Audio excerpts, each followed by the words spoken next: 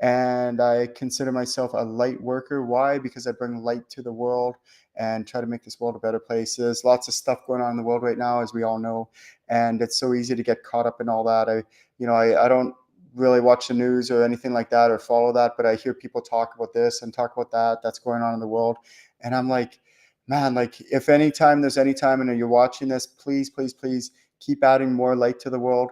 The last thing we need is more negativity, more talking bad about the world events, or even gossiping about other people, or negative, even just in the community or family or your friends and all that other stuff. Like, let's try to keep things positive, everyone, especially in this time, and set that standard and make it okay. We're light workers. Let's bring light to the world. Focus on that.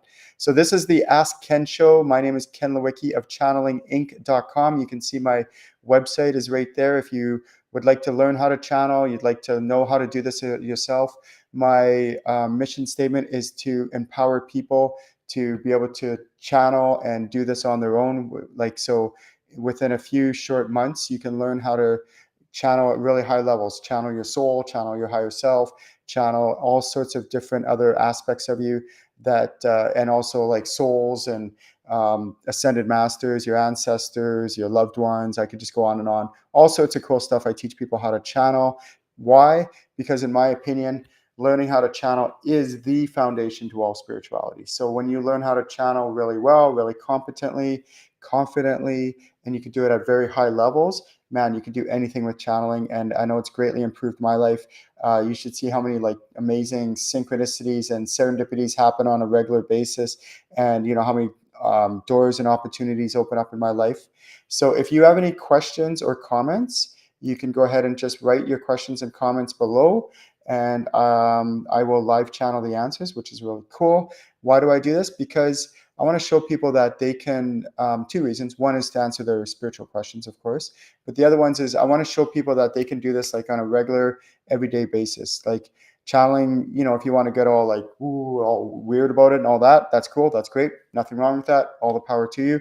But if you just want to integrate it into your everyday life and make channeling like an everyday kind of occurrence where it's so amazing, so fun, and you could be.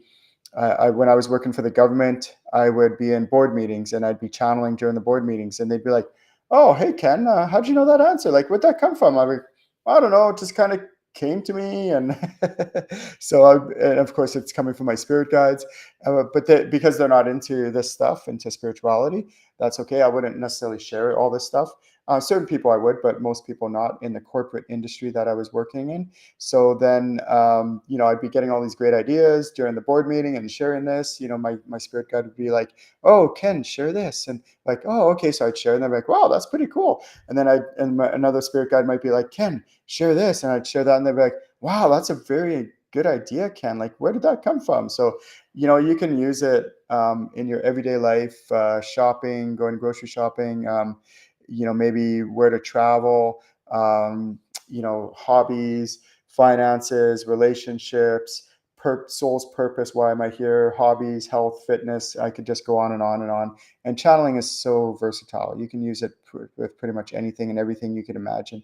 So if you're watching, two things. One is, even if you don't ask a question, just give a shout out, where you're from, your name, where you're from, and say hello. And the second thing is that if you do have any questions for me to live channel, I will live channel the answers here, right here, live on air, to show you that, hey, you know what? You can do this. You can just tap into, where the answers are coming from, and channel the answers. So let's get started with the first question is, how can I receive messages from my guides and other people's guides? So it's a really good question. So this is kind of the foundation of channeling. So how can I receive messages from my guides? Let's start with that. Okay, so our spirit guides, there's many different ways that they'll try to communicate with us.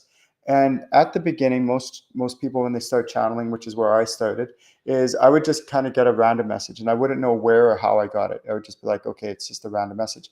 And then over many, many, many years, so my dad died in 2001. And then in 2004, he became my spirit guide, and he taught me how to channel so I could teach others how to channel. And in those early days of learning how to channel with my father, I would feel his presence up in the room, or some presence. I didn't even know what presence it was way back then.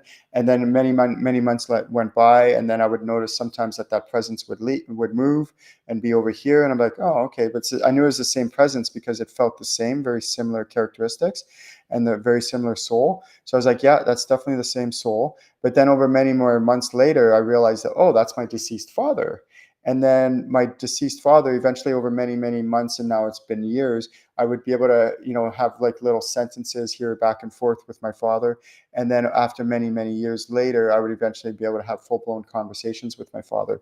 So the question is, how do I know if the messages I'm getting from my spirit guides are coming from my spirit guides or from me and making it up? Okay, so there's many different ways they'll try to communicate with us. There's 6 different clairs, and if you search, clair abilities on the internet, you're going to get a whole bunch more. But I just keep things really simple because if you look at all the other ones that are out there on the internet, you can pretty much put them into one of those 6. So the 6 different clairs are clairvoyant, which is clear seeing. So the word clair means clear, like clair, c'est clair, it's clear.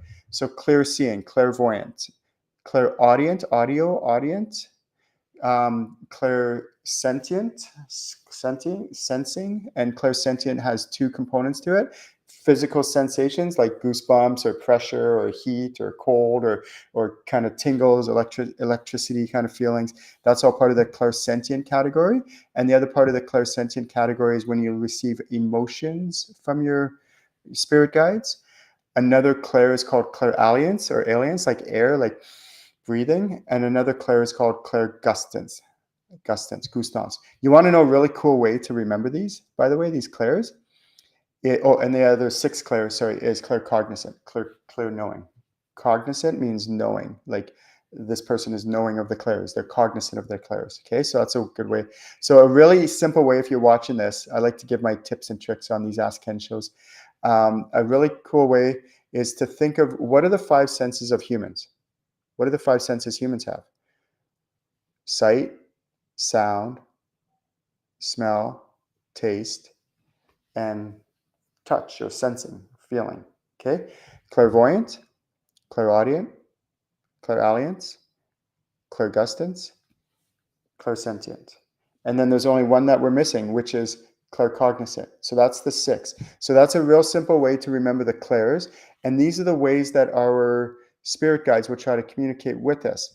So one thing I teach my students is don't assume the way that they don't make like I've been around a lot of channelers and psychics and mediums over the years and decades, and usually they just rely on their 1 or 2 strengths. So let's say someone's really clairvoyant, so they'll always just use that, or another person's always clairsentient, so they always use that. But a really good advanced channeler, they're very competent in all the different clairs, so they can receive any different way that their spirit guides try to message them. So let's say, for example, I have my career guide. So I'm just using this hypothetical, okay? So my career guide comes in, and he's trying to give me images in my mind about my career and my career path and what actions to take to move my career forward. He's using which clair?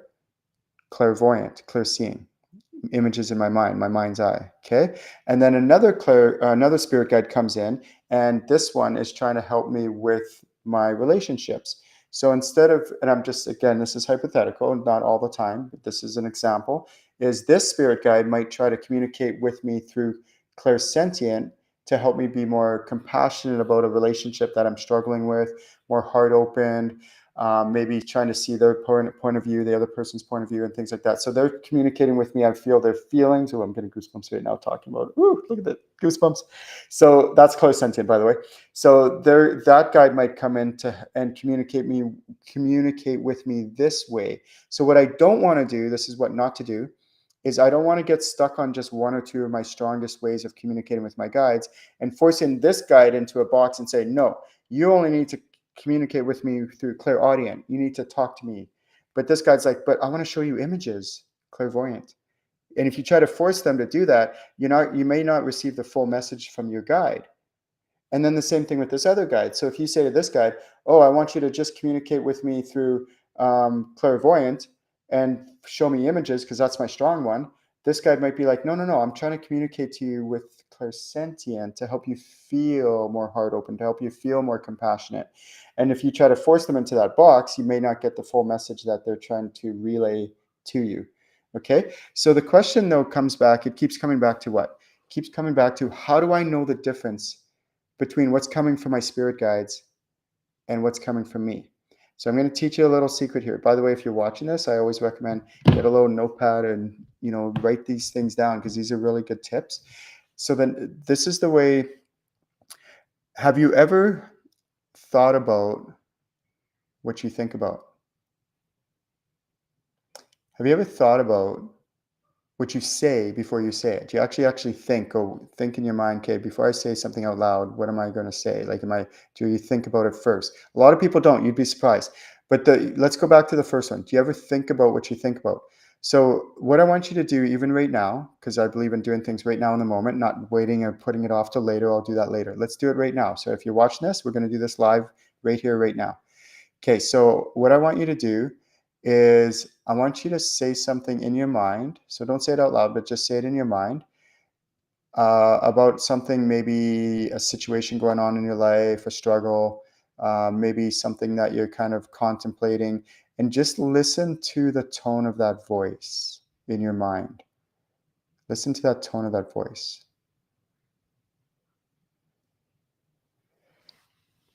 And so now, what I want you to know or discern is, I want you to like identify what are the characteristics of this voice. So a lot of people's thoughts, and this is a generality, may not be you, but in general, most people, their own thoughts, and this goes for me as well.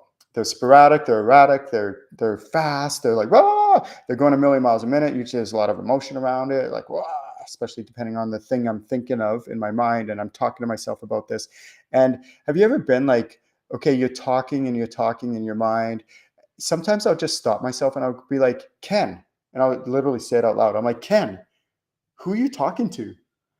Like, there's nobody here. Why are you like, have you ever thought about that? Like, you're going on about this dialogue, like you're talking to somebody who's right in front of you. But if you're alone in a room alone by yourself, or sitting at your desk at work or wherever, there's nobody around you. So who are you talking to in your mind? And sometimes I'll say that to myself. I'm like, Ken, who are you talking to? And I don't know if you're the same way as me, but I'll replay the same scenario over and over, the same situation, the same dialogue, the same conversation I'm going to have with somebody over and over again, like a gazillion times. And I'm like, Ken, who are you talking to? There's no one here. That voice, pay attention to that voice, because that is coming from you. That is your voice. When you hear your spirit guides talking to you, their voice is going to sound completely different. Let's say, for example, this career guide is a male guide. He might have a deeper voice. He might have a more methodical voice, like he's very on point. It's not so erratic. It's very precise. He doesn't speak so much, but when he does, you want to listen. We've all met people like that. They don't say much, but when you do, they're captivating. Like, you want to hear more, and you're really engaged in that conversation. So, do they speak quickly or slowly? This guide. Do they have a high pitched voice or a low pitched voice for their gender? Do they are they more monotone, their voice, or is it more inflection up and down? Like, so these are all important characteristics, because, and this is getting back to my original point, is when you get to identify your own thoughts in your own mind and how your own self-talk happens, then when your spirit guides communicate with you, you could go, oh, that's definitely coming from my spirit guides because of this, all these different characteristics and attributes of the way that they communicate to you, which is the way you communicate with yourself. And then this other guide comes in, and the way that this spirit guide communicates with you is completely different, not only from this guide, but also from your own thoughts. And over time, with practice and channeling, I can tell it's definitely coming from this guide, because of their characteristics are this, which is totally different than my own thoughts and the way that I speak to myself. Does this make sense? This is a very elementary way of explaining it. We go into way more depth in my channeling workshops, but I'm hoping that'll help you with practice start to be able to discern the difference between your spirit guides. So it's a little bit advanced. I know it's the Ask Ken show. It is what it is, but play with it. Have fun. Like keep it light. One of the things that my slogan is, spirituality is meant to be fun. And the reason why this happened was because many years ago, like probably about 18, like in 2005, 6, 7, in those early years, I had my spiritual awakening in 2004. But I was so like serious about the spiritual stuff, so serious for so many years. And I found that it actually was harder to channel because I was so like serious all the time and everything was heavy and hard and all that. So then after about like 5 to 10 years, I'm like, you know what if I just have fun with channeling? What if I just have fun with spirituality? What if I just have fun with life? Why don't I keep a spirituality and channeling and playing with it fun? And what I noticed is that holy smokes, like so much, it got so much easier. It got lighter. I was able to communicate with my guides better. And I'm like, this is the way to do this. So then I'm like, okay, so if I was to create a slogan, what would it be for my company, my channelinginc.com company? Spirituality is meant to be fun, because it is. Keep it light, keep it fun. Don't get me wrong.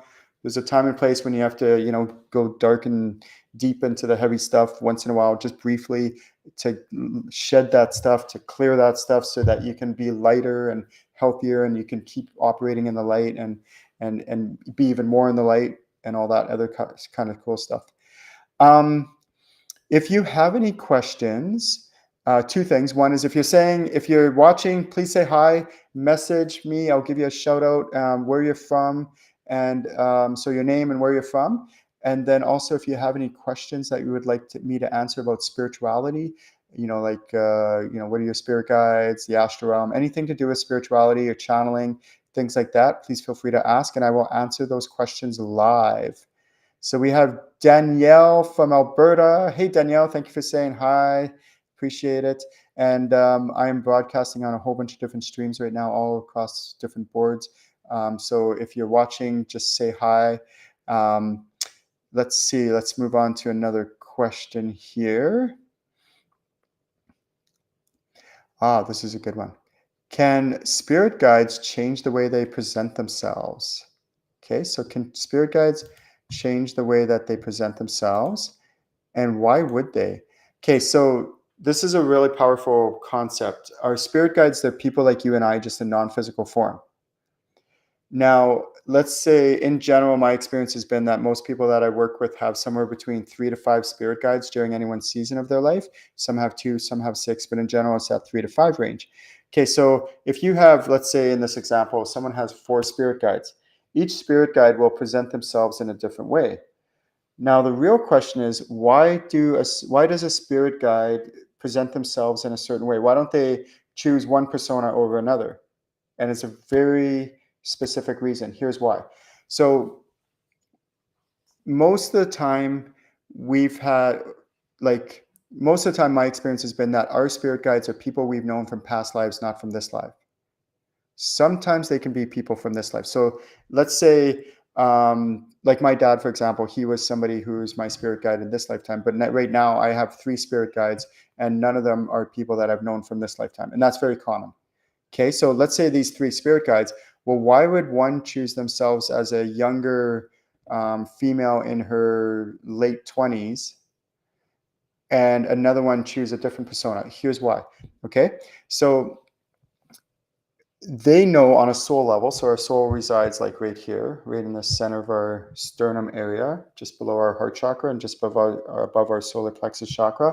And so on a soul level, our spirit guides know that we can remember subconsciously, we can remember that we've had a past life with this person. And so when we're incarnated and living our life, and then this person comes in to be our spirit guide, we're like, and we connect with them, we're like, oh, and on a subconscious level, we remember this past life with this person.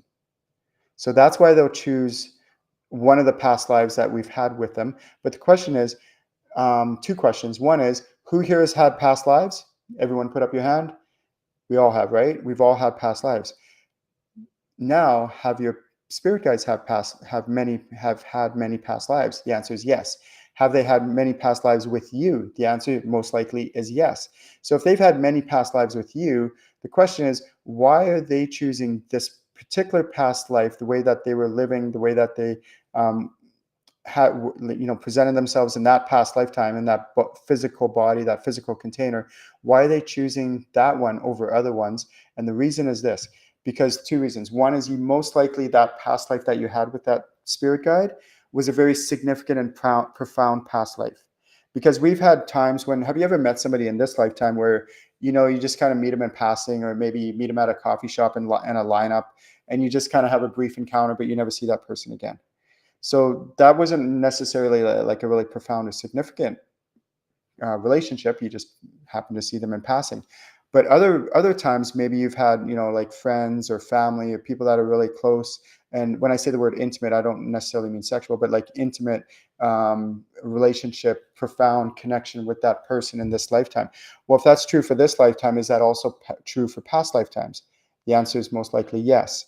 So now, let's say in this season of your life, because certain spirit guides could come and go during different seasons of your life.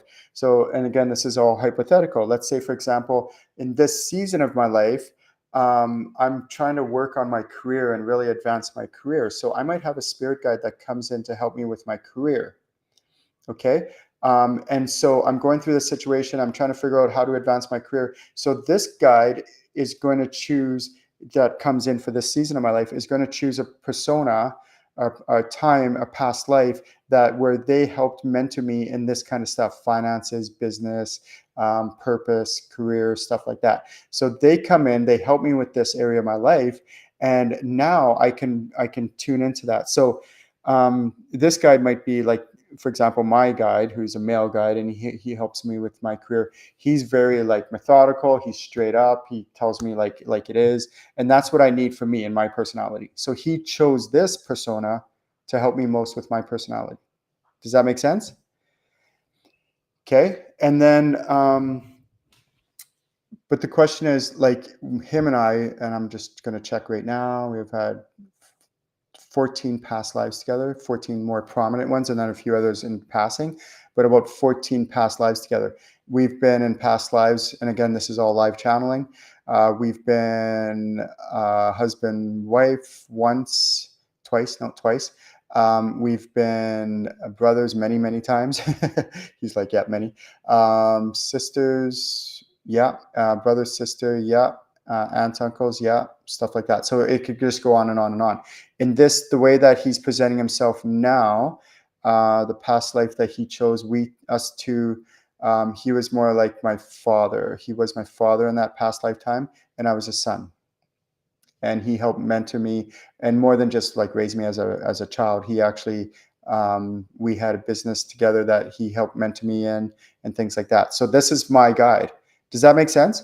So in my case, so if I was to do a spirit guide reading for you, or teach you how to do this, you would have different guides for different areas of your life, and they would be assisting you, and I would teach you. So my mission is to, my goal is to empower people to be able to do this without me. So I will teach you how to, oh, this is how it's this guy. This is how it's this guy.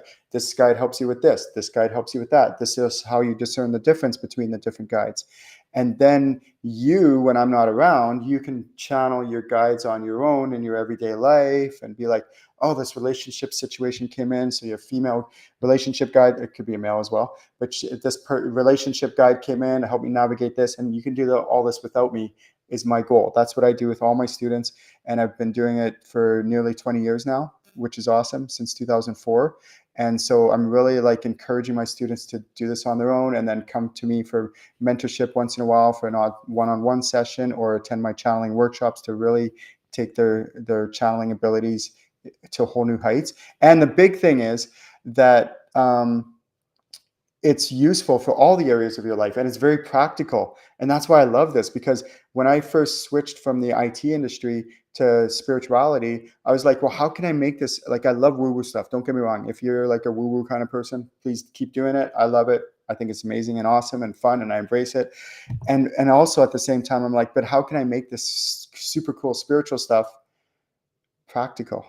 How can I make this super cool spiritual stuff pragmatic? How can I make this super cool spiritual stuff where I can use it all the time and every day of my life, and really rock my life, like my 3D world and my planet, and do amazing things with it? Okay, so very, very, very practical, which is what I love about it. Who else we got here? So we have Brandy. Brandy, if you want to tell us where you're from, say hi, that'd be great. If you're watching right now, just message, put on the chat there where you're from. And if you have any spiritual questions, you can also put that in the chat. Say hello, and I will give you a shout out. So we have Grace, we have Danielle, we have Brandy, we have Linda, and we have Sophia. Hi, Sophia. We have, okay, so, and we have a bunch more people. So if I have a guide and I met with him and reconnect with the regular. So I'm not sure what your message is, Linda. If you can ask that way a different, ask that question a different way. Can I connect with someone that is just passed, like my daughter? Can I have messages from her? So the answer is yes. Yes, you can. So this is a discipline. So channeling, what I teach is channeling. So I teach people how to channel like anything and everything you can imagine, like your soul, your higher self, your spirit guides, other people's spirit guides, other people's loved ones, um, sprites, fairies, dragons, angels, crystal divas, you name it, on and on. I teach people how to do past life readings. I teach people how to do ancestral readings. I teach people how to do animal communication, and I could just go on and on and on. So that's channeling, covers everything. Okay. One of the things that I teach my students is what's called mediumship, and that's in my channeling level 2 workshop. And that's where I teach them to channel loved ones who've passed. So first of all, sorry, Linda, to hear about your daughter. My condolences go out to you. I know how tough that must be. And then in the channeling level 2 workshop, you'll learn the skills on how to actually, or in a one-on-one, I could teach you as well, on how to actually communicate with loved ones on the other side. And I do this on a regular basis. I teach my students how to do this, again, so that when I'm not around, I encourage them. I'm saying, like, if your grandfather, you still want to communicate with him when I'm not around, please do. I just taught you how. I just showed you how. And he'll be coming in on a regular basis after we're done this session. So please do feel free to communicate with him when you notice his presence come in, things like that. So great question. Thank you. Thank you for the question. We have, Brandy's from West Virginia. Oh, right on. I have quite a few clients in that region of the United States. So we have, sometimes I get images and knowings here and there during meditation, but I've not been able to connect. So you actually are connecting, Brandy. The question is, so you get these, and this is very common. If you're listening to this right now, I'm going to explain how to discern some of this for you. So what happens is, even in our everyday life, our spirit guides are still trying to get our attention and give us messages and guidance throughout our day, but we're usually too busy. We're walking really fast and we're not paying attention to them, or we're in a grocery store and we're not paying attention to them, or we're out with friends and family and we're not paying attention to them. So what I teach my students is, no, now that I've taught you how to connect, how to channel your spirit guides, connect with them in all environments, in all situations. And so meditation or sleep, like sleep, they'll often come to you in sleep. So that's called dream interpretation, things like that. Like there's a whole bunch of lucid dreaming is what it's called, where your spirit guides will try to communicate to you while you're sleeping. Why? Because you're in a more conducive state to receiving their messages.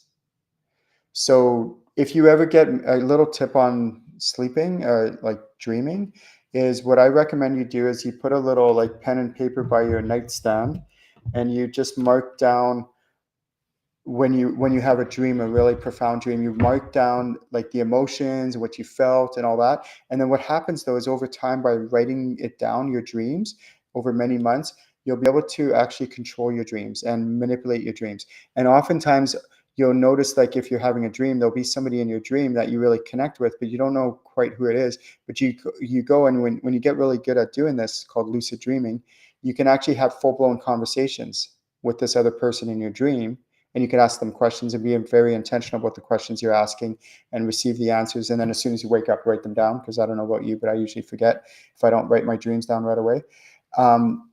Oftentimes this person you're communicating with in your dreams is your spirit guide.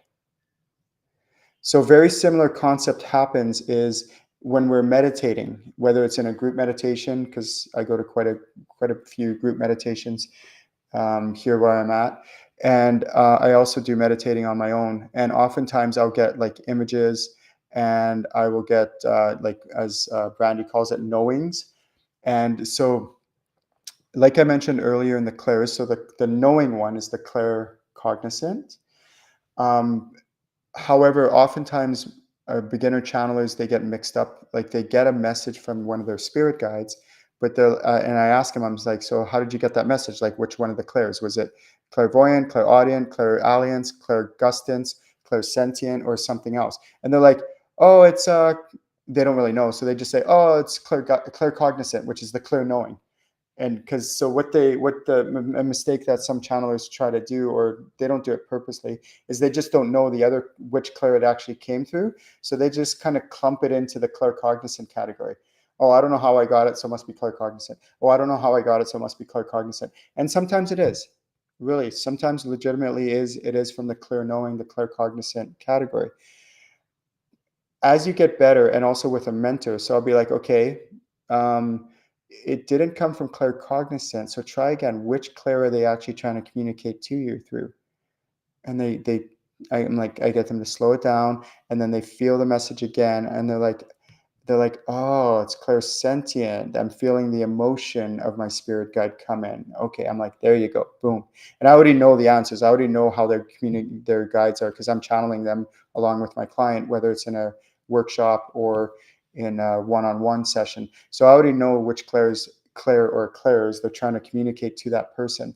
And usually it's one or two, um, sometimes three, but usually one or two different clairs, and they use multiple clairs to try to get the message through to you. Whereas another guide might be use different clairs to try to get the message through to you, or depending on what different times in your life or different kinds of messages, they might use different clairs. But again, a good advanced channeler can be open to all and any of the clairs, and be like, oh, you want to communicate with me these two clairs? Great, sounds good. I'm fair game. Go for it. And oh, you want to communicate with me through these other two clairs or three clairs? Great, go for it. I'm all fair game.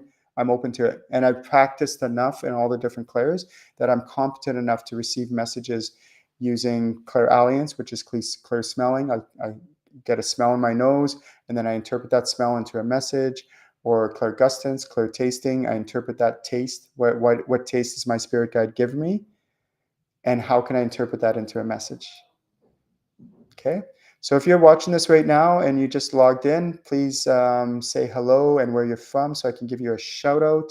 And if you have any spiritual questions, please feel free to go ahead, ask those spiritual questions, and I will live channel the answers. I also do something once a month on the second Wednesday of every month. It's called Ascension Group Healing. It's where I heal whole entire groups at a time, and I have access to like over 100 different modalities, healing modalities, and during that 1 hour, I don't have time to do all 100, but I do at least 20-ish or so, 20. And then I also include any activations, attunements, spiritual upgrades, things like that during that 1 hour, so that it helps you with your ascension process as you're growing and ascending in your evolution, your soul's evolution, and things like that.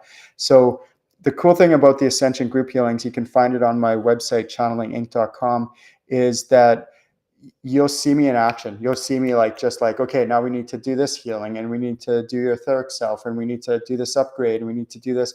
And then if you see me do that, two things it's going to do. It's going to, first of all, obviously you'll get crazy, amazing healing that we all need. And the people that I've seen, my students that attend on a regular basis, get major like growth. I watch them. I'm just like, whoa, look at this person just doing so amazing, because life comes up, things come up, and we need constant healing. So once a month is perfect. And then the second thing though is that you'll see me doing this super cool channeling stuff, and you'll be like, wow, if Ken's doing that with channeling, I wonder what else he does with channeling. And I do. Like the 1 hour that I do with that healing, channeling, what to heal, what to not heal, all that stuff, and spiritual upgrades, that's just one little thing that I do with channeling. I do so many other things and so many other things with channeling. And that's why I love teaching channeling, because it's just so versatile. Like you can use it with anything and everything you could possibly imagine, your health and relationships, and hobbies, your purpose. What's my purpose? What's my soul's purpose? What am I meant to do with this lifetime? So I do trainings on that as well, finding your soul's blueprint and your soul's purpose, which is really cool. Who else we got here? So I So Linda asked the question, do I teach meditation? The answer is no, and the only reason why is because there's a gazillion different meditation groups, meditation YouTube videos. I go to meditation groups. I could, but my specialty is teaching people how to channel. So I want to stay focused on my mission. One of the things that I caution my students about is getting sidetracked into different ventures that aren't what your core genius is, what you're really meant to do with this lifetime. And I knew long, long, long time ago, over much more than a decade ago, where I was like, no, what I'm meant to do with my life is teach people how to channel. And sometimes you have to say no to other things so you can say yes to what you're really meant to do with this lifetime. So that's what I do. I teach people to channel, and I teach people how to do super crazy advanced healing using channeling to do that. And I also teach animal communication, which is basically channeling animals. Good question. Oh, I got hugs from Chris. Thank you, Chris. That's really sweet. I receive and accept your hugs. That's very nice. Um, and we have Monique. Thank you, Monique. Where are you from? And where are you from, Monique? And where are you from, Chris? And let's see. My brother passed in June. I know he's with me sometimes. I can't communicate with him. Yeah, you can. Sometimes having a mentor to walk you through it. So if you ever, any of you watching, want to book a one-on-one session with me, just go ahead, go to my website here, and then just click on the book a session button. And then make sure if it's your first time, click on you get a one-time discount to do a session with me. And I'll walk you through this stuff. I'll walk you through how to channel communicate with your brother and stuff like that. So when we channel loved ones, that's called mediumship. And I do teach full-blown curriculum on that in my channeling level 2 workshop, how to channel your loved ones on the other side. And this is one of my most favorite of all the things that I teach. This is one of my most favorite. It's up there at the top, because when people learn how to channel their loved ones, there's just so much healing that takes place, so much like grief that's lifted, and all that heaviness from the burden or the regret or the shame or the guilt. There's so many things that could come up when someone passes, or that can not just come up, but also like get buried away. But then by doing these mediumship sessions, channeling loved ones on the other side and teaching them how to do it, it's so healing and so beautiful. It's one of my most favorite things to teach my students and empowering. My husband passed, and I can connect with him in my thoughts. Sometimes I do get smells. How do you interpret this? Okay, so that's a really good question.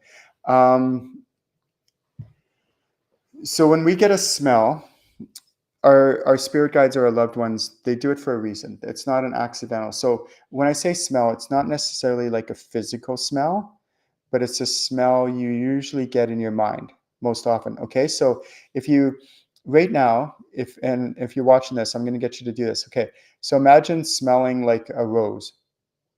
Okay, so you smell a rose. Do you have a physical rose in front of you? Most likely not. Some of you will be like, oh, I got one right here, but I don't.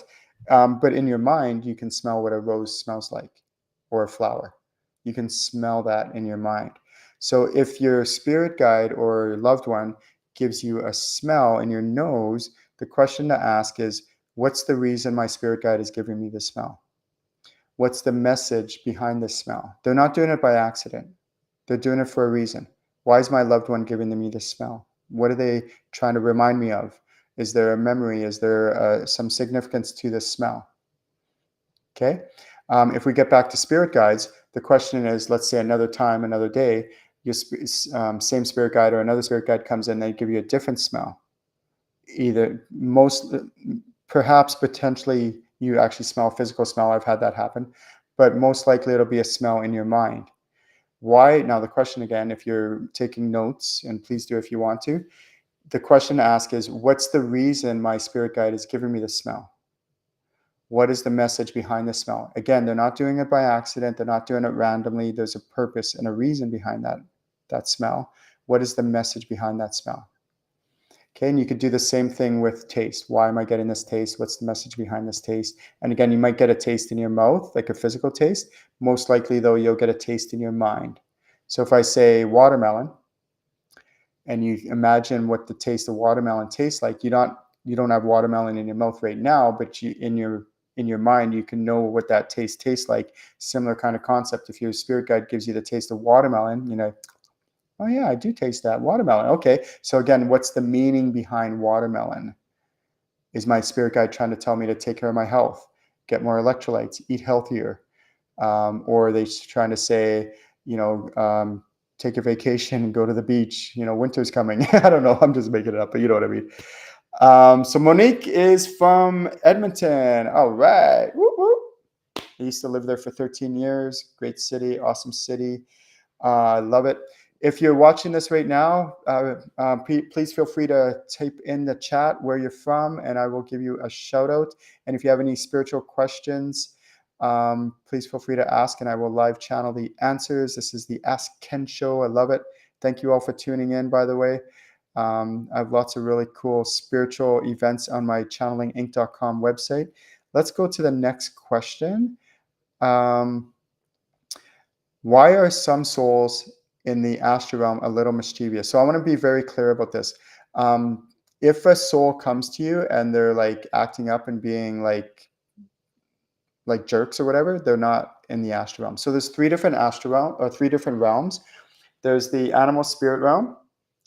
There is the there's the astral realm, the animal spirit realm, and then the in-between realm. So what happens is, let's not talk about the animal spirit realm just at this moment. Okay, so we'll put that off to later. That's like to deal with animals, spirit animals, things like that. Okay, so that's the animal spirit realm. But right now, let's just focus on these two.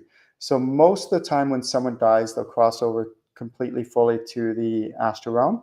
But sometimes, for whatever reason, a soul might not make it all the way over to the other side, and they get stuck in what's called the in-between realm. Some people call it purgatory. There's other names for it. I don't call it that just because of the negative connotations around it. And so the soul might be in the in-between realm. So then what happens is sometimes these lost souls, is what they're called, lost, because they are literally lost. They can wreak havoc in this earth plane on us incarnated humans. And they can do it many different ways. They can move things. They can scare us. They can, play with our emotions, manipulate us, all sorts of things. Okay. They are sick. They are unhealthy. They're not necessarily bad, but what I teach my students to do is to identify them and then cross them over to the astral realm to be with their soul family, and also to get the healing and care that they need, and also so that they don't affect and bother other people. Okay. So now, the question is, our soul. Let's put aside lost souls for a moment, okay? Because there's a whole range of lost souls. Some can be very benign, some could be super super detrimental and aggressive, and those are the ones that you see on like those ghost hunter kind of shows. We're not talking about those right now. So the question that somebody asked me is, how come you get certain spirit guides so spirit guides are always in the astral realm? They're members of your soul family. They've crossed over fully. They've probably been there a long time, and they're members of your soul family. They come to help you and assist you. How come spirit guides can be mischievous? I don't like the word mischievous, but they can be a little bit like, they have different personalities. So let's say this guide has a whole bunch. Let's say this guide's a male guide, and he's kind of stoic, he's calm, he's his personality types, like in general, he's pretty like straight to the point. He's kind of like very masculine. He doesn't share too much. And these kind of characteristics, where you might have this other guide, and again, these are all hypotheticals, but this other guide's really spunky and fun and teasing and joking and laughter. And so that's because they have different personalities. And so this guide might make jokes and have fun and tease a bit, but they're trying to get you to lighten up and be joyful and fun and not take everything so serious. So in that sense, they could be a bit like mischievous, but they will never, never, ever guide you into doing something that is not healthy for you or that's inappropriate for you. Okay, so I want to make that very clear. They'll never guide you to do something that's unhealthy for you or others, or inappropriate for you or others. Okay, so no matter which guide it is, they always have your best intention in mind, and they always want the best for you, and they will always guide you into things that are good and greater for you, even if they have different personality types. So really good question. Grace, yeah, you're from New Zealand. Awesome. Welcome, welcome. Oh yeah, yes. Perth, Australia. Yeah, that's right. We just did a Zoom session together, Grace and I. Thank you for reminding me. Awesome. So glad you could show up today, Grace. If you're still watching this, please give me type in where you're from, and I'll give you a shout out. So here's a question comes in from Linda. My dog is 16 years old, sick. One day great, the next day great. The next day not great.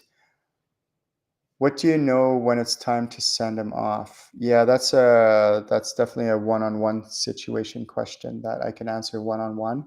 So in general, it's a really tough situation because if an animal is sick and not feeling well, then do we put them down? And I've had some pets where they were sick for a period of time, but then they recovered and then they're fine and they lived another 5-10 years healthy. So it's a hard balance. It's kind of something that I don't recommend. Like sometimes you just have to make a decision and go with it, and sometimes it's never a perfect decision, and sometimes the right decision is the hardest decisions in life. If anyone can relate to that, just message like, yes, I agree with that, or amen, or whatever kind of thing you want to, because sometimes the hardest decisions are the tough, or the right decisions are the hardest in life. And that's one of those scenarios where it's actually really tough um, to know the difference, like when to do that, when to not. So there's a couple things on the spiritual, on the soul level. Is what you can do is you can communicate with the animal's soul, and you can basically ask them like, are you okay with this? Is it time? And but at the same time, sometimes the animals, they're kind of like children. They're like toddlers. They don't always know what they want, or they don't always know what's best for them or best for you or best for others. So it's a little bit of a tricky situation. A more advanced technique on channeling your pets is actually channeling your pets' spirit guides, because yes, pets have spirit guides as well. And often your pet's spirit guides can see things from a higher perspective than your pet itself. So that's a way to get a different perspective. And then you can kind of weigh that out with your own spirit guides, who are also in communication with your pet's soul and your pet's spirit guides. Whew, yeah. That's one of those scenarios, how my slogan is spirituality is meant to be fun, but that's sometimes the one of those tough scenarios where it's kind of like a heavy situation and scenario where your pet is sick, and how do you weigh out if you should put them down or not? So my heart goes out to you. Sorry to hear that. It is a tough scenario. Awesome. Okay. So the next question is, do ascended masters have souls? And the answer is yes. So I want to make it very clear, like if you, being here in Bali, there's a lot of different gods that exist. You go here, they talk about these kind of gods. You go there, they talk about these kind of gods. So what are these kind of gods? Like what are these, Shivas and other things like that? And with channeling, you can actually discern whether something is a soul or a being. A soul has a soul and a being doesn't have a soul. So a lot of these, statues and temples and altars that people make around the world, a lot of them are of ascended masters.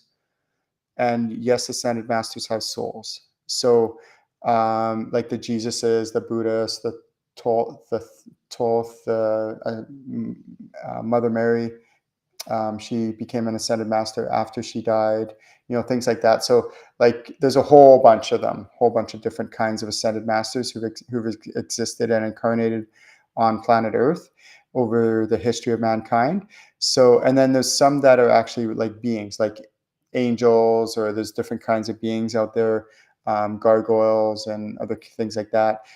So with channeling, you can identify whether the statue or altar or whatever is an actual, what they're tuning into is an actual soul, like an ascended master, or if it's a being like an angel, archangel, or something like that. Okay, so really good question.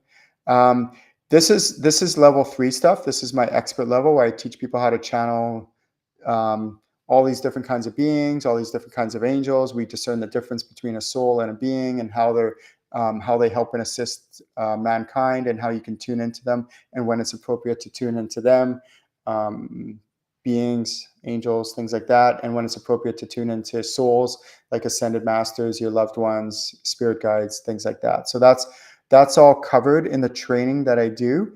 If you have any um, so the question is, do spirit guides have souls? And the answer is yes, absolutely. So your spirit guides, they're people like you and I, just in non-physical form, and absolutely, they do have souls, just like you have a soul, and you've had many past lifetimes with them. So let me say this a different way: is you need a soul to incarnate. So anyone and anything who's incarnated needs a soul. It's a requirement for humans, to any humans that you've ever met or that people write about in biblical text or religious text. Those ones who've incarnated are actual souls. Sometimes different kinds of beings can come to us in non-physical form, spirit form. They could potentially be a soul, or they could be a being who doesn't have a soul. And it's, how to discern the difference. And that's what I teach. So if you have any more questions, if you have any more comments, if you'd like to attend my Ascension group healing on the second Wednesday of every month from 7 to 8 o'clock Mountain Standard Time, please feel free to do so. And you can visit my website, channelinginc.com, and you'll see me in action doing some super crazy cool healing, which is fun. And of course, spiritual upgrades like attunements, activations, and any spiritual enhancements. You will be getting and receiving those in the Ascension group healings as well. And if you'd like to book on one-on-one, you could do that as well. Have a wonderful day, everyone. And if you have any other questions, comments, feel free to message me, and we will talk soon. Have a great day. See you soon.